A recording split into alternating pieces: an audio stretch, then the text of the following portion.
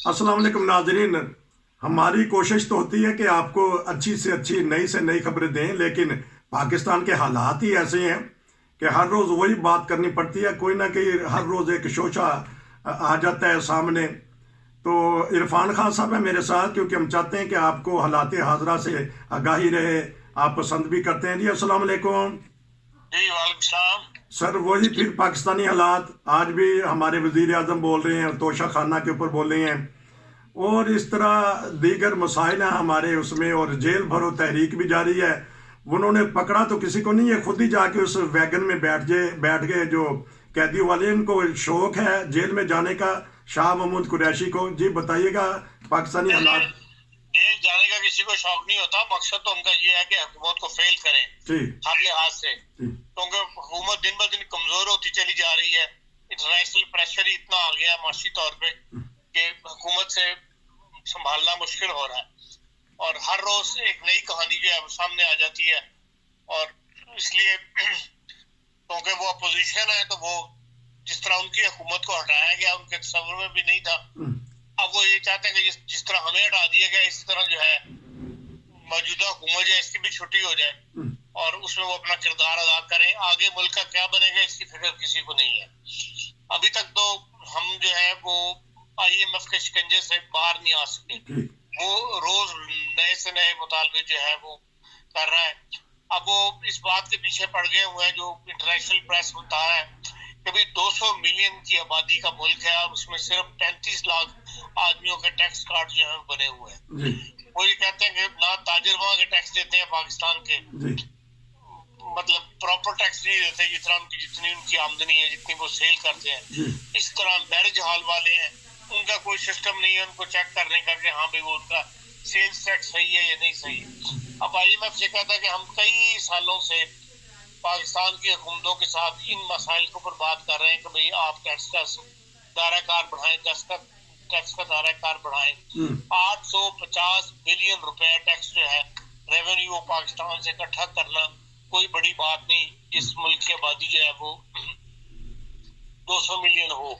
और किसी हुकूमत ने भी 850 बिलियन रुपए के वादे सबने किए हैं, लेकिन किसी ने भी 850 बिलियन इकट्ठे करके नहीं दिए टैक्स। तो इसलिए वो कहते हैं कि अब हमने फैसला किया हुआ है कि ऐसे इकदाम हुकूमत उठाएगी जिससे कि हमें 850 बिलियन की शोर हो कि सामने नजर आए कि हाँ भी ये पैसा हमें मिल जाएगा, तब हम IMF जो है वो पाकिस्तान की मजीद मदद करेगा, नहीं तो हम इस चक्कर में अब नहीं आना चाहते। और उसके लिए उन्होंने वो कहते हैं कि 2016 और 2017 के अंदर जो है पाकिस्तान जो था वो दुनिया की 24वीं बड़ी लार्जेस्ट इकोनॉमी था। अच्छा। और अब जो है वो 47वें नंबर पर आ गया है पिछले 5 साल के अंदर। और वो सब वो कहते हैं कि ये आपका जो निजाम है जमहूरियत का, सियासत का, रियासत को चलाने का निजाम जो है वो फेल होता चला जा रहा है, जिसकी वजह से पाकिस्तान पीछे जा रहा है। टेक्सटाइल जो है वो 1 बिलियन अब हर माह कम हो रही है एक्सपोर्ट उसकी टेक्सटाइल की, और 7 मिलियन वर्कर जो है वो कहते हैं टेक्सटाइल फील्ड से निकाले जा चुके हैं, जिसको कंफर्म किया है all Pakistan textile mills association के सदर ने भी। और वो ये कहते हैं जो सदर साहब है कि भाई हमारी जितनी सलाहियत है पाकिस्तान में टेक्सटाइल की प्रोडक्शन की, उससे इस वक्त 50% पर काम हो रहा है। फैसिलिटीज है 50% हम इस्तेमाल कर रहे हैं, 50% इस्तेमाल नहीं कर रहे, इसलिए कि हमारे पास बिजली नहीं है, हमारे पास गैस महंगी है, गैस की सप्लाई रुक जाती है। इन सारी बातों की वजह से ये है। अब IMF ने एक तजवीज दी है पाकिस्तान की हुकूमत को, और अगर उसके ऊपर अमल हो गया तो फिर वो ये कहते हैं कि भाई आप जो गरीबों को सब्सिडी नहीं देते, अमीरों को सब्सिडी देते हैं, हम एक ऐसी स्कीम आपसे मुतारफ करवाते हैं जिससे अमीर फंसेगा, गरीब पे उसका बोझ नहीं पड़ेगा। मतलब वो ये कहते हैं कि जितने भी USA, Canada, south America, north America से सब ट्रेवल करेंगे पाकिस्तानी, उनसे 2,50,000 रुपए हर साल वसूल किए जाए। अच्छा। क्योंकि लोग अपनी फिक्स आमदनी नहीं बताते कि हमारी इनकम क्या है, हम क्या कमा रहे हैं, उसको छुपा लेते हैं और टैक्स पूरा नहीं देते। इसलिए उन्होंने ये स्कीम मुतारफ करवाई है कि भाई USA, Canada, south America, north America जो भी जाएगा वो आदमी अगर पाकिस्तानी पासपोर्ट होल्डर है अच्छा वो 2,50,000 रुपए साल के गवर्नमेंट को टैक्स देगा। अच्छा इस तरह जो यूरोपियन जाने वाले हैं, यूरोपियन ममालिक में जाने वाले हैं, ऑस्ट्रेलिया, न्यूजीलैंड, फार ईस्ट, वो 1,50,000 रुपए जो है उनसे गवर्नमेंट जो है टैक्स लेगी। अच्छा इस तरह जो लोग अफ्रीका और मिडिल ईस्ट के ममालिक में जाते हैं उनको उनसे 75,000 रुपए टैक्स जो है वो गवर्नमेंट वसूल करे, मतलब एक साल के अंदर। अब ये एक स्कीम जो है, अब इसके फायदे भी हैं, इसके नुकसान भी हैं। एक तो ये है कि IMF को चेक करना आसान होगा। पाकिस्तान की जो एयरलाइंस जाती हैं, बैरूनी दुनिया की एयरलाइंस जितनी भी है, उनसे वो उनको डाटा करना मुश्किल आसान होगा कि हाँ जी एरो जो इत्तेहाद एयरलाइन से कितने लोगों ने ट्रैवल किया या पाकिस्तानियों ने, या ये है कि भाई जितनी भी एयरलाइंस हैं उनसे डाटा करना, वो कम से कम पाकिस्तान को पकड़ सकते हैं कि हाँ जी ये देखो इतना टैक्स आपके पास आना चाहिए था, आपने क्यों नहीं लोगों से टैक्स लिया। लेकिन इसके अंदर एक तो बात है हम जैसे लोगों के लिए भी है, जैसे हम लोग हैं, हम लोग जिन्होंने पाकिस्तान ओवरसीज कार्ड बनाया हुआ है, वो हम नेशनल तो जर्मन है, लेकिन हम ट्रैवल करते हैं तो हम POC पे ट्रैवल करते हैं, तो हमें कंसिडर किया जाता है एज ए पाकिस्तानी वहां पे एंट्री को, उसमें फिर हम जैसे भी फंस जाएंगे। अच्छा फिर ये है कि भाई जो बड़े बड़े बिजनेसमैन है पाकिस्तान के जो कसरत से ट्रैवल करते हैं उन सब के पास डबल नेशनलिटी है, किसी के पास अमेरिकन पासपोर्ट है, किसी के पास कनाडा का पासपोर्ट है, अक्सरियत जो है दूसरी नेशनलिटी रखी हुई है, वो उसी के ऊपर ट्रैवल करते हैं क्योंकि पाकिस्तानी पर ट्रैवल करें तो उन्हें हर बार वीजों के चक्कर में महीना जो है वो पासपोर्ट उनके पड़े रहते हैं एम्बेसीज के अंदर, जो अफोर्ड नहीं कर सकते, इसलिए सबने डबल नेशनलिटी जो रखी हुई है, इमिग्रेशन ली हुई है, वो तो स्कीम से बच जाएंगे, लेकिन आम ट्रैवल आदमी करने वाला फंस जाएगा। फिर तीसरा मिडिल ईस्ट में है, जितने भी मिडिल ईस्ट में लोग काम करते हैं सारे के सारे बेचारे लेबर हैं, वो पाकिस्तानी पासपोर्ट रखते हैं और उनके ऊपर ये इजाफी बोझ बन जाएगा कि 75,000 रुपए साल का उन्होंने ये भी देना होगा। तो ये स्कीम IMF की कामयाब होती है नहीं होती, लेकिन बहरहाल एक उन्होंने पाकिस्तान के गिरते शिकंजा कसने के लिए, हुकूमत पाकिस्तान के शिकंजा कसने के लिए जो है वो उन्होंने ये एक जाल फैलाया। अब देखें इसको हुकूमत पाकिस्तान कबूल करती है या नहीं करती, ये पता लगे, चंद दिन तक बात सामने आ जाएगी। दूसरा, पाकिस्तान में जो सियासत है उसमें आप देख लें, परवेज इलाही साहब ने जो है PTI को ज्वाइन कर लिया। अब ये PTI पंजाब के अंदर एक नई लड़ाई जो है शुरू होगी, क्योंकि आपको पता है वो जिनके नाम में हक आता था उनके साथ उन्होंने बड़ी कुर्बानी दी, बड़ा पैसा दिया इंसाफ, तरीके इंसाफ के लिए, और उनसे वादा था इमरान खान साहब का कि वो उनको पंजाब को वज़ीर आला बनाएंगे। ऐसी सिचुएशन पैदा हो गई कि पंजाब में एब्सोल्यूट मेजॉरिटी नहीं आई और इन्हें किसी के साथ इत्तेहाद करना पड़ा। तो फिर जो उनकी बजाय जो बज़दार साहब थे उनको वज़ीर आला बनाया गया। बाद में फिर परवेज इलाही साहब को वज़ीर आला बनाना पड़ा, और परवेज इलाही जो है एक मुस्तकिल कैंडिडेट है पंजाब की वज़ारत उज़्मा के, वो उसके पीछे नहीं हटेंगे। और शाह महमूद कुरैशी ग्रुप एक लंबे अरसे से इंतजार कर रहा है कि भाई उसने पंजाब की वज़ारत जो है लेनी है। तो ये एक नई लड़ाई जो है PTI के अंदर शुरू होने का इम्कान जो है वो पैदा हो रहा है।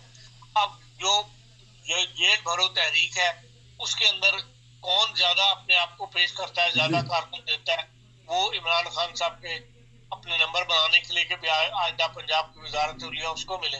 तो ये एक नई गेम से शुरू होगी। अब मैं नहीं समझता कि परवेज इलाही साहब के पास इतने लोग हैं कि वो लोगों को जेल भरो तारीख में शामिल करवा सकें। वो खुद भी जेल जाने से डरते हैं, ये जेल जाने के कायल नहीं है, तो कंप्रोमाइज करने वाले लोग बंदे हैं। तो बहरहाल एक नई सियासत का एक नया रुख जो है आप देखेंगे।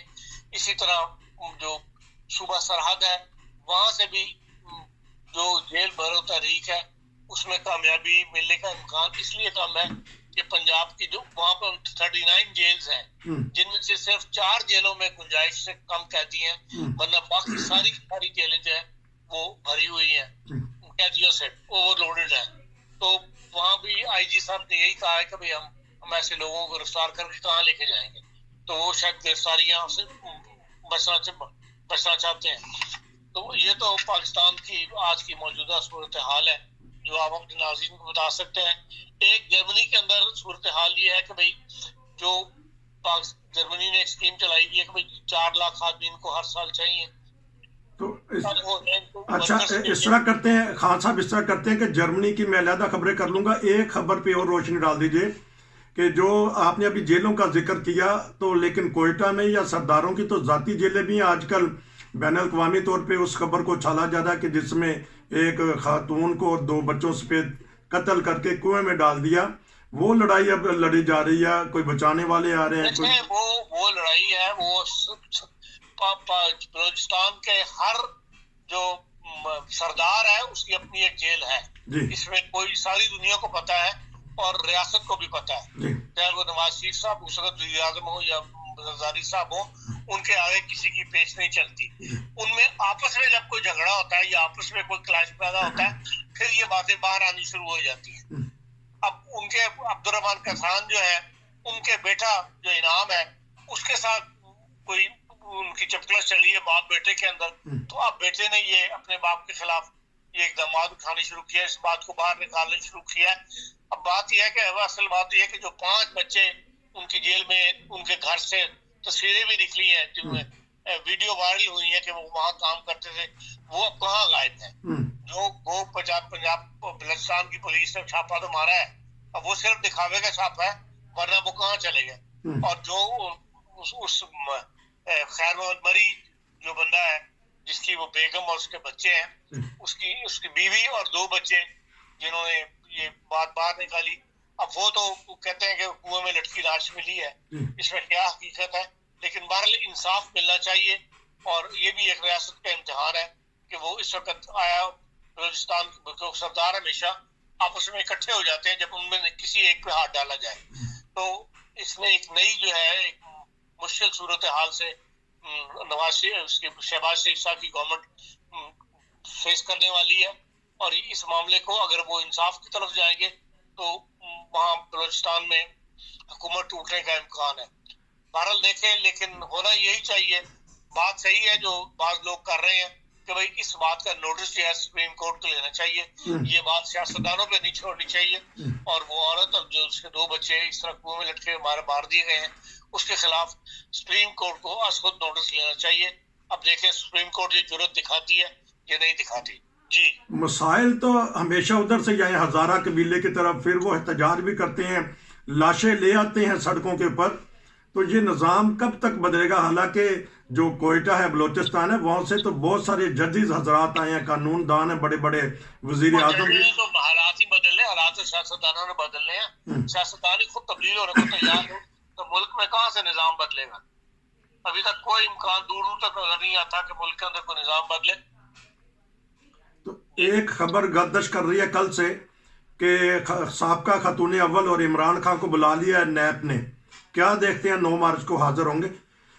حاضر ہو جائیں گے. حاضر اس کے لیے ہو جانا چاہیے. انہوں نے دیکھ لیا، پہلے حاضر نہ ہو کے 3-4 ہفتے لٹکا کے دیکھ لیا، اخیر ان کو حاضر ہونا پڑا. جب ایک دفعہ عدالت بلا لے تو پھر جانا ہی پڑتا ہے. تو حاضر ہوتے ہیں لیکن اس مقدمے میں سے نکلے گا کچھ نہیں. تو نہیں، وہ کہتے ہیں کہ وہ تو گھریلو خاتون ہے، ان کا نام کیوں لایا جا رہا ہے؟ تو یہی چپکلش ہو رہی ہے، لڑائیاں ہو رہی ہیں اس بات پہ.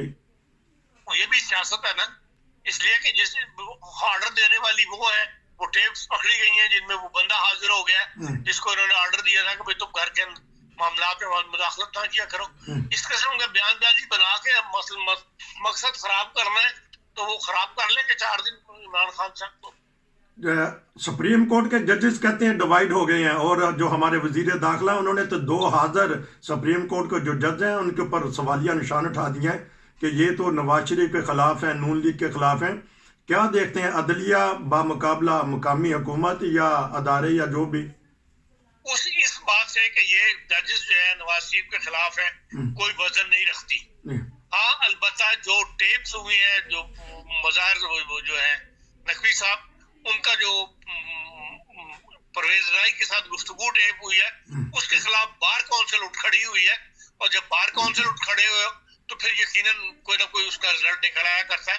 اب بار کونسل والے اس میں چاہتے ہیں کہ بھی اس ججز کو استعفیٰ دینا چاہیے یا اس کے خلاف جو ہے وہ سپریم جوڈیشل کونسل اس میں ریٹ دائر کی جائے, اور یہ خود ہی دائر کریں گے.